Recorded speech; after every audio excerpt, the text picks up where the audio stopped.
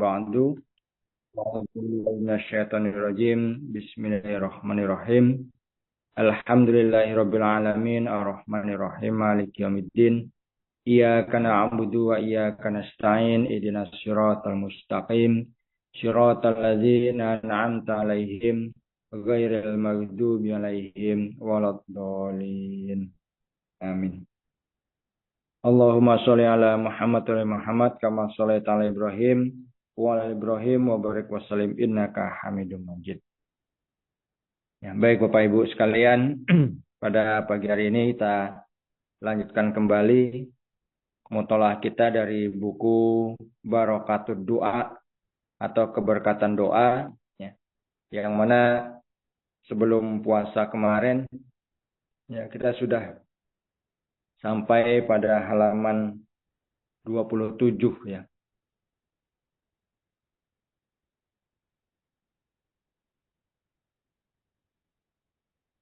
Halaman 27.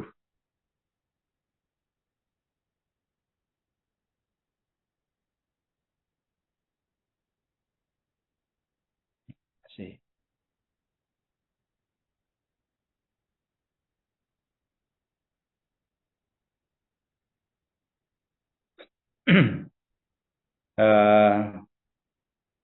Pada kriteria yang ketujuh ya, jadi ada 7 penafsiran ya, dari yang disampaikan oleh Masih Wasallam dalam buku ini, yang mana ini menjadi dasar ya untuk menafsirkan Al-Quran.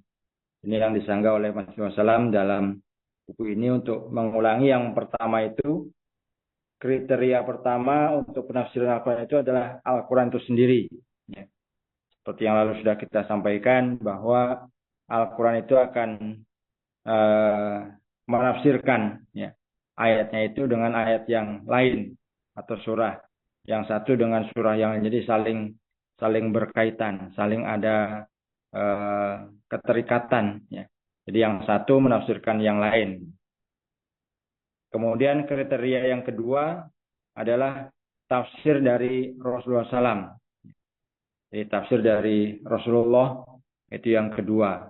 Jadi yang lebih paham tentang Al-Quran itu kan Rasulullah SAW. Ya, dimana kan karena beliau yang orang pertama yang diberikan wahyu oleh Allah Ta'ala. Ya. Nah kemudian yang ketiga adalah tafsir yang diberikan oleh para sahabat. Ya, dimana para sahabat kan orang pertama juga yang bersentuhan langsung atau menerima air rohani langsung dari Rasulullah SAW. Jadi beliau-beliau lah yang lebih paham ya dengan apa yang disampaikan oleh Rasulullah SAW dan apa yang diperbuat oleh Rasulullah SAW. Nah kemudian yang keempat adalah merenungkan isi Al-Quran ya dengan jiwa sendiri yang telah mencapai kesucian. Jadi perenungan dengan jiwa sendiri yang telah mencapai kesucian. Itu yang keempat ya. Kemudian yang kelima di sini adalah kosakata bahasa Arab, di mana kosakata bahasa Arab itu begitu luasnya. Ya. Jadi walaupun menurut beliau di sini, walaupun Al-Quran sendiri cukup yang memberikan sarana untuk memahami artinya, namun juga tidak diragukan lagi bahwa dengan memperhatikan kosakata bahasa Arab dapat memperluas pemahaman. Ya, karena satu kata bahasa Arab itu bisa dengan ilmu sorofnya ya, itu bisa beberapa arti ya. Jadi dari 3 huruf menjadi 5 atau 6 huruf gitu, dari satu akar kata. Nah, kemudian kriteria yang keenam, ini seperti yang tampil di layar, adalah dengan memahami susunan nizam, ya, susunan nizam rohani. Di mana dengan memahami susunan nizam rohani, jasmani dan rohani itu, Allah Ta'ala dengan kedua-duanya itu terjalin hubungan yang selaras dan bersamaan. Di antara jasmani dan rohani itu mempunyai hubungan, ya. Jadi tidak terpisahkan. Ya, baik, kita lanjutkan pada kriteria yang ke-7. Nah, jadi ada 7 kriteria ya. Ini kriteria yang terakhir yang disampaikan oleh Mas Muhammad SAW tentang bagaimana cara menafsirkan Al-Quran. Jadi kriteria yang 7 ini adalah wahyu para wali, ya, orang suci, dan mimpi serta kasyaf para muhadisin.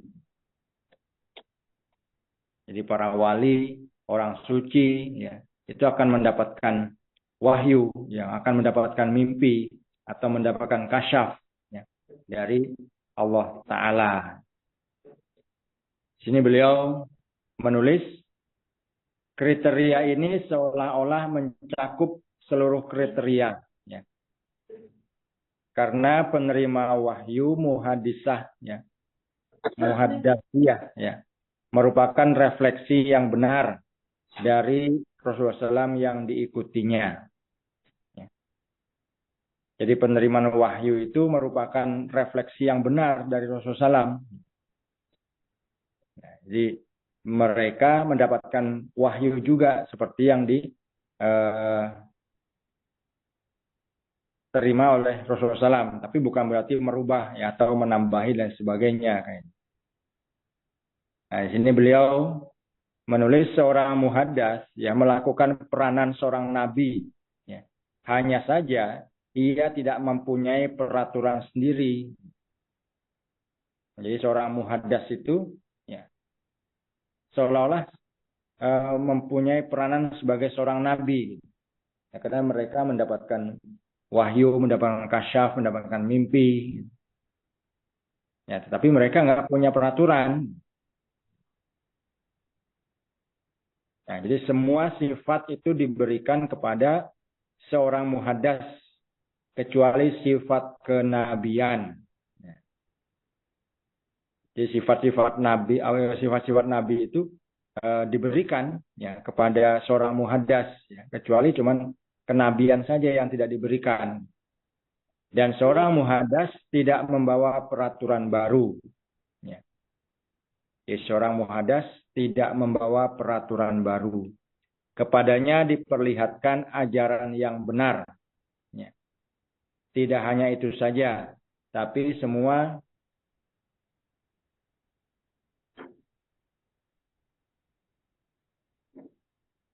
yang terjadi, ya, pada Rasulullah SAW juga terjadi pada seorang muhaddas, ya. Dan itu sebagai suatu karunia dan rahmat ilahi.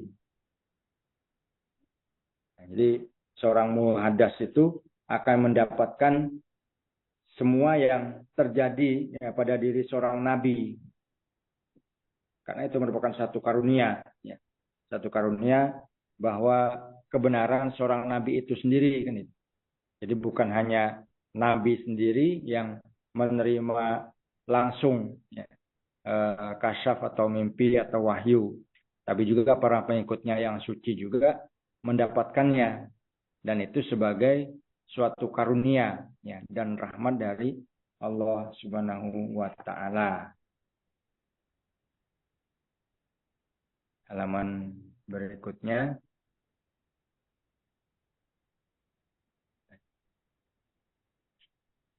Seorang muhaddas mempunyai keinginan seperti gurunya, ya, yaitu Hazrat Rasulullah SAW. Nah, jadi seorang muhaddas itu seperti tadi kan sifat-sifatnya sama, ya, dengan yang diberikan kepada para nabi. Tapi cuman dia tidak membawa atau tidak mempunyai peraturan sendiri. Dan juga keinginannya di sini disebutkan bahwa seperti keinginan gurunya, ya, seperti keinginan nabinya, gitu, atau rasulnya. Jadi tidak mempunyai keinginan sendiri. Jadi apa yang mereka lakukan, apa yang mereka kerjakan, yaitu semata-mata karena mengikuti sunnah daripada gurunya atau nabinya atau rasulnya. Ajaran-ajaran Rasulullah SAW, ya, yang diturunkan kepadanya merupakan rahmat dan karunia Tuhan yang terkandung di dalam rahmat dan karunia rohani Rasulullah SAW. Nah, jadi ajaran-ajaran Rasulullah SAW itu yang sudah diberikan kepada mereka, ya, itu merupakan rahmat, ya, dan karunia. Ya, seperti tadi kan disebutkan juga bahwa apa yang terjadi pada seorang nabi, ya itu juga terjadi pada seorang muhaddas. Karena itu juga merupakan satu karunia. Nah, di sini disebutkan juga bahwa ajaran-ajaran yang diturunkan kepadanya, ya, itu merupakan rahmat dan karunia Tuhan yang terkandung dalam rahmat dan karunia rohani Rasulullah SAW. Jadi ibaratkan mereka mendapatkan itu, ya, karena ketaatan kepada Rasulullah SAW, atau karena sudah fana fi rasulnya, jadi sudah fana di dalam rasulnya atau kepada nabinya yang telah diikutinya. Selanjutnya,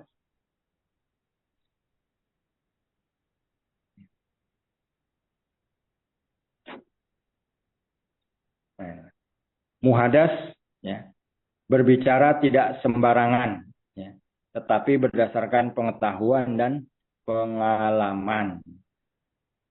Jadi seorang muhadas itu tidak sembarangan mereka berbicara, ya, karena tadi kan apa yang diturunkan kepada dia, ya seperti apa yang diturunkan kepada nabinya, dan ajaran-ajaran para nabinya itu juga diturunkan kepadanya, ya, sehingga bisa dipastikan, ya, mereka pun tidak berbicara atau tidak berperilaku, ya, yang tidak sesuai dengan apa yang dicontohkan, yang disunahkan oleh Rasulnya, oleh nabinya, ya. Karena juga di sini berdasarkan pengetahuan dan pengalaman. Jadi pengetahuan dia pada nabinya atau pada gurunya tadi, dan pengalaman apa yang sudah mereka saksikan sendiri dari para nabi dan rasulnya.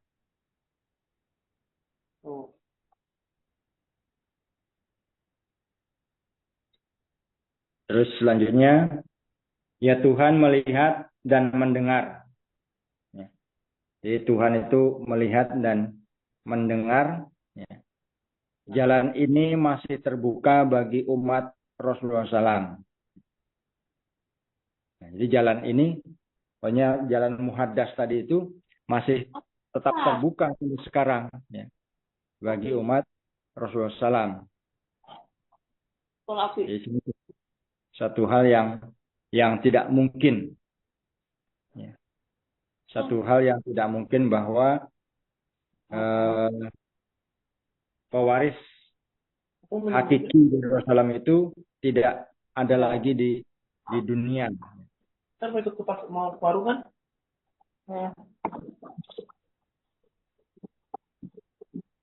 Mohon maaf Ibu, Bapak Ibu ini yang masih terbuka mic-nya mohon dimatikan, ya.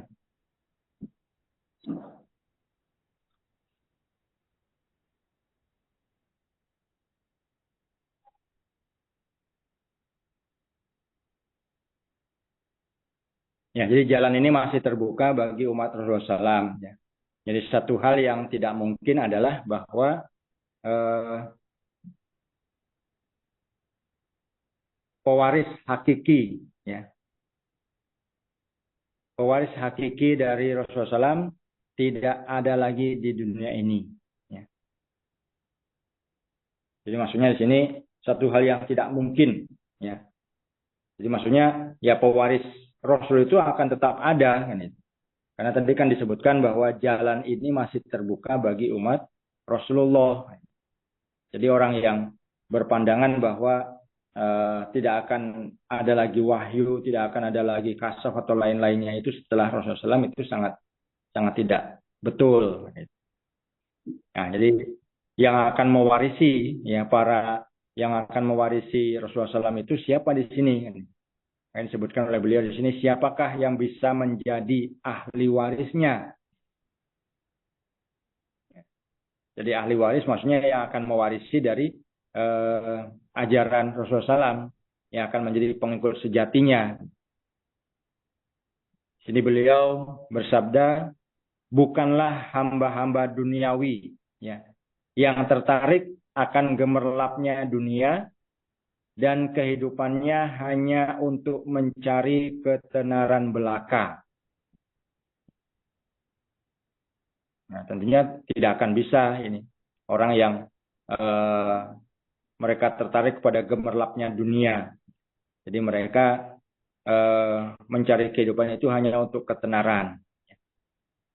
Janji Tuhan sangat jelas bahwa hanya orang-orang yang hatinya bersih yang akan dianugerahi ilmu rohani yang suci sebagai pewaris nabi-nabi. Di sini beliau menjelaskan bahwa janji Allah Ta'ala itu sangat jelas. Jadi orang yang mempunyai hati yang bersih, ya, maka mereka akan dianugerahi ilmu rohani ya, sebagai pewaris dari nabi-nabi. Nah, ini jelas di sini ya. Jadi orang yang mempunyai hati yang suci lah ya, yang akan menjadi pewaris para nabi. Selanjutnya, suatu penghinaan terhadap ilmu suci ini jika setiap orang mengaku sebagai pewaris nabi, padahal ia terjerumus ke dalam lumpur duniawi, dan ini merupakan suatu kebodohan besar bila mengingkari akan adanya wujud seorang pewaris ilmu rohani nabi-nabi. Nah, jadi suatu penghinaan pada nabi atau rasul itu kalau dia mengaku sebagai pewaris nabi, ya, tetapi mereka terjerumus ke dalam lumpur duniawi atau seperti tadi kan di awal tadi disebutkan, yang mereka hanya mencari kehidupan dunia, ya, tertarik kepada gemerlapnya dunia, ya, sehingga hanya untuk mencari ketenaran. Jadi kalau dia mengaku sebagai pewaris nabi, tapi dalam perilakunya mereka menunjukkan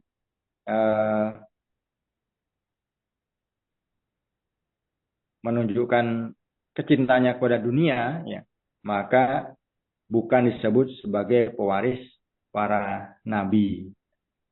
Karena dalam buku apa kemarin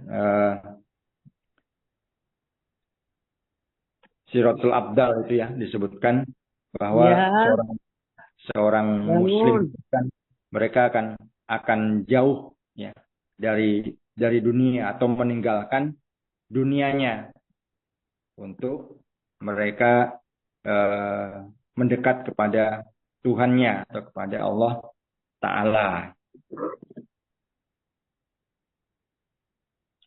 Percaya bahwa rahasia nubuat hanya kisah masa lampau yang sekarang tidak ada lagi, dan itu suatu hal yang tidak mungkin untuk mendapatkannya. Hal itu tidak ada contohnya.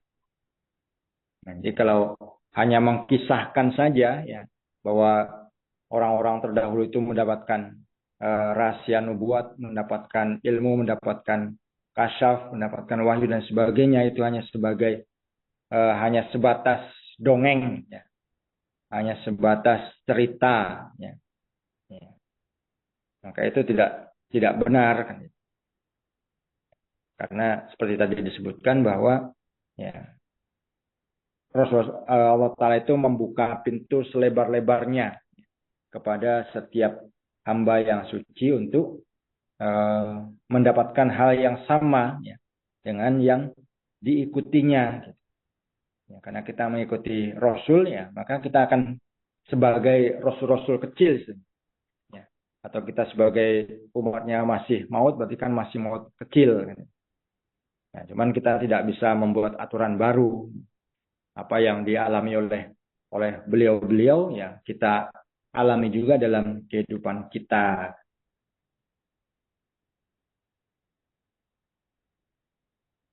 Selanjutnya, jika demikian keadaannya, maka Islam tidak dapat dikatakan sebagai agama yang masih hidup. Jadi kalau keadaannya seperti tadi itu ya bahwa hanya di masa lampau saja ya orang itu mendapatkan kasam, mendapatkan suci, mendapatkan mimpi dan sebagainya. maka bisa dipastikan Islam itu bukan agama yang hidup. Karena hidupnya di masa lampau, di masa sekarang sudah nggak hidup lagi, ya karena sudah mati hanya sebagai dongeng.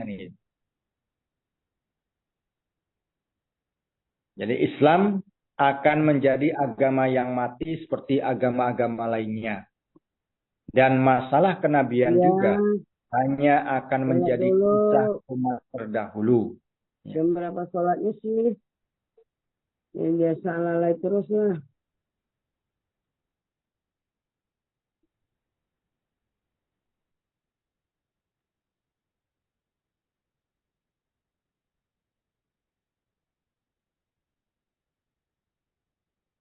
Ya, kita lanjutkan. Ada yang bangunin, jadi saya ikut bangun nanti.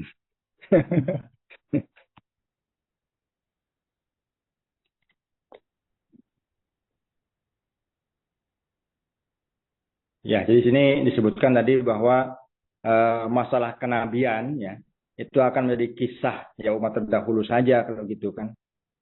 Ya, sementara nabi-nabi terdahulu seperti Nabi Musa, ya Nabi Ibrahim, ya, itu bisa mencetak nabi-nabi ya, setelah sepeninggal beliau. Kan.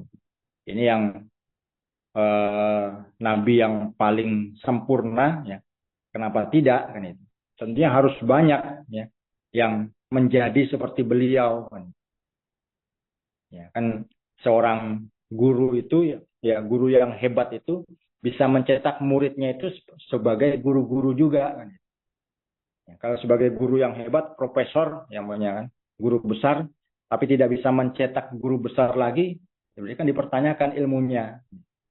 Tapi kalau dia bisa mencetak guru-guru besar ya di bawah dia kan, ya, maka dia akan hebat.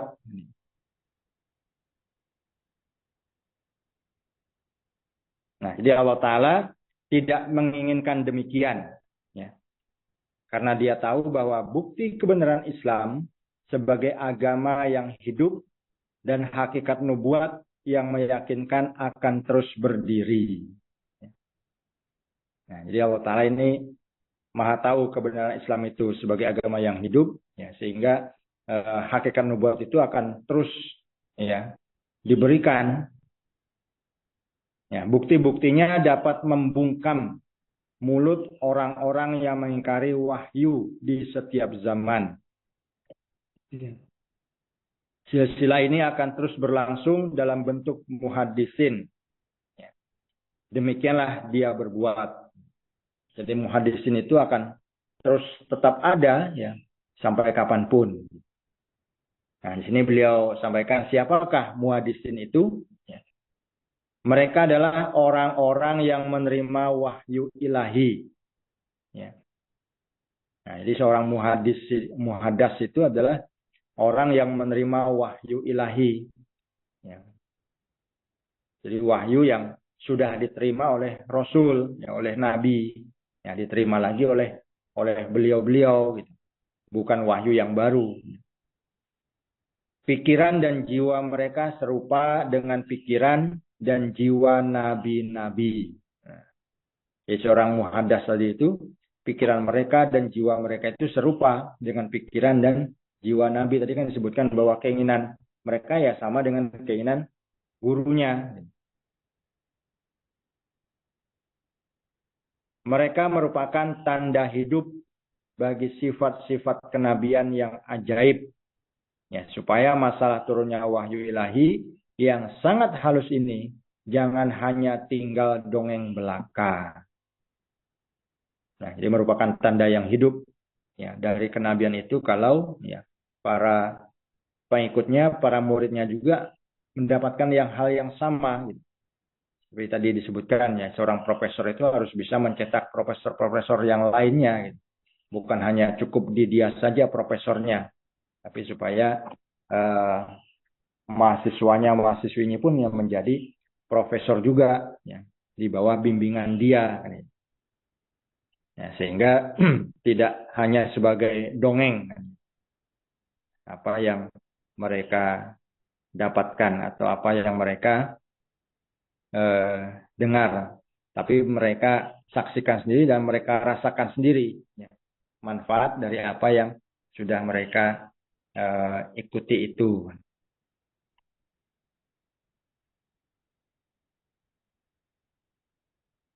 Selanjutnya, satu kesalahan besar bila berpendapat bahwa para nabi wafat tidak ada pewarisnya. Nah, ini satu kesalahan ya kalau mengatakan bahwa seorang nabi itu wafat kemudian pewarisnya itu tidak ada. Jadi pendapat semacam itu kosong dari ilmu.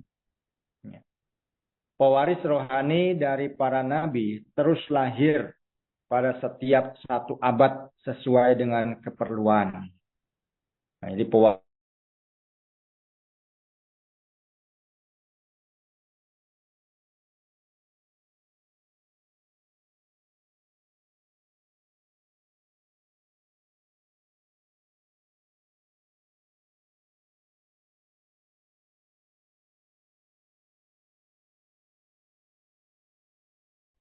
dan untuk abad ini ya.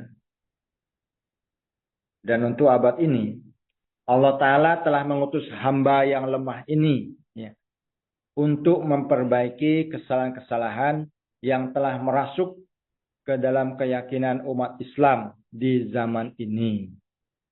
Nah, jadi untuk abad akhir ini ya, Allah Ta'ala telah mengutus beliau, yaitu Masih Maud, sebagai Imam Mahdi yang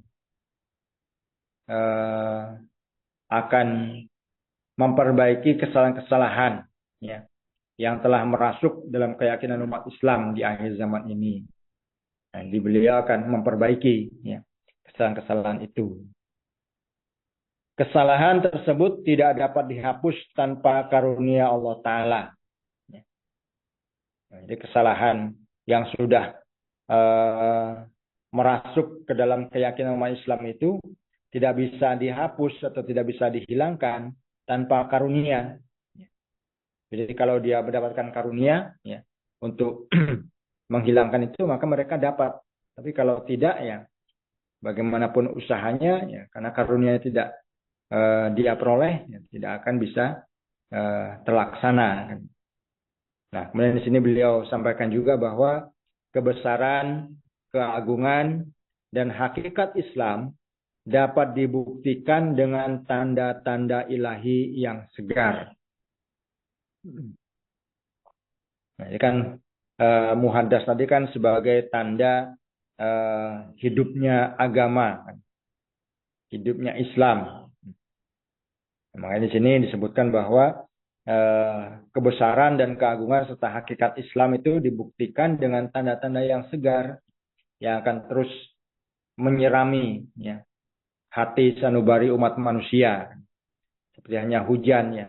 Hujan itu walaupun hanya gerimis ya, tapi akan membawa kesegaran, akan memberikan pengaruh yang luar biasa ya, kepada makhluk yang ada di muka bumi. Semua ini tetap berlangsung. Ma'rifat Al-Quran, keindahan, kehalusan, dan kebenarannya tetap terbuka. Jadi ma'rifat Al-Quran, keindahan, kehalusan, dan kebenaran tetap terbuka. Tanda-tanda langit, mujizat-mujizat terus nampak. Tuhan kembali memperlihatkan keindahan, berkat-berkat, dan nur Islam di dunia ini. Supaya orang yang punya mata melihatnya.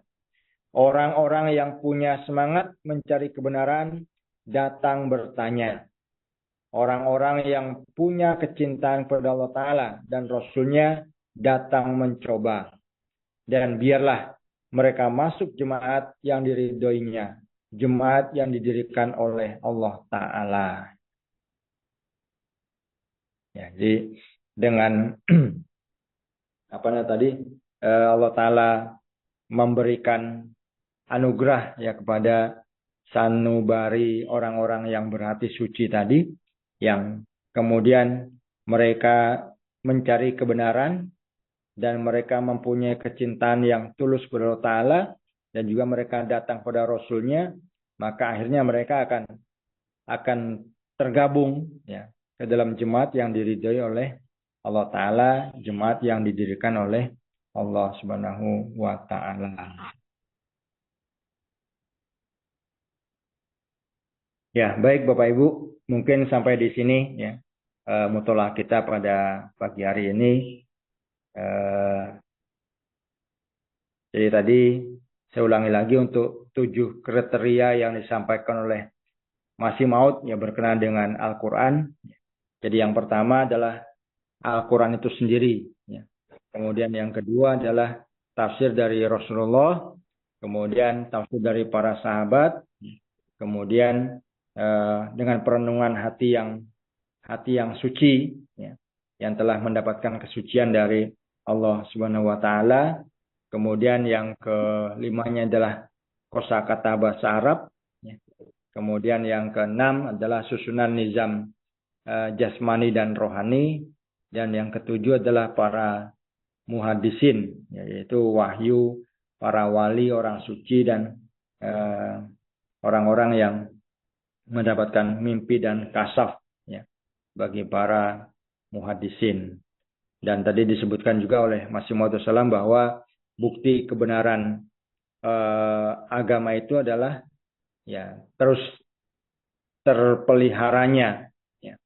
Jadi bukan hanya sebagai cerita saja, ya, wahyu itu turun, wahyu itu didapatkan, tapi juga para pengikutnya pun merasakan hal yang sama, yang mendapatkan mimpi yang benar, mendapatkan kasyaf, mendapatkan penglihatan rohani, atau juga mendapatkan wahyu. Ini sebagai bukti ya bahwa Allah Ta'ala itu tetap berkata-kata ya dari dahulu sampai sekarang. Dan itu menjadi bukti juga bahwa tanda agama yang benar, yang senantiasa memberikan dampak yang begitu hebatnya, ya. Bukan hanya di masa lampau, tapi juga sampai di masa kita ini. Dibayangkan tadi seperti hanya air hujan yang walaupun sedikit, ya, tapi bisa membasahi dan akan memberikan kehidupan. Ya bisa kita bayangkan kalau dalam dunia ini 1 bulan saja nggak pernah hujan kan. Jangankan lama-lama 1 bulan saja. Atau hanya beberapa minggu saja sudah kering, gersang. Apalagi kalau sampai lama nggak turun ya air samawi itu, maka akan dipastikan kehidupan di dunia akan mati, akan hilang. Ya, demikian juga dengan rohani kita. Ya, kalau rohani itu tidak mendapatkan siraman air rohani dari yang mempunyai kehidupan ini, ya tentunya akan mati juga, akan hilang juga. Bahkan mungkin tidak akan dijumpai lagi di dunia ini. Ya demikian Bapak Ibu yang bisa saya sampaikan. Mudah-mudahan Allah Ta'ala memberikan taufik dan karunia kepada kita, kesehatan dan kekuatan baik itu jasmani dan rohani. Amin Allahumma amin. Assalamualaikum warahmatullahi wabarakatuh. Terima kasih Pak Mubalik. Mungkin berdoa dulu Pak ya. Oh ya Pak. Nah. Ya baik Bapak Ibu, kita berdoa bersama. Mudah-mudahan Allah Ta'ala taufik dan karunia pada kita sekalian, ya sehingga apa yang diharapkan kita bersama, ya khususnya kepada saudara kita yang sedang sakit, yang mudah-mudahan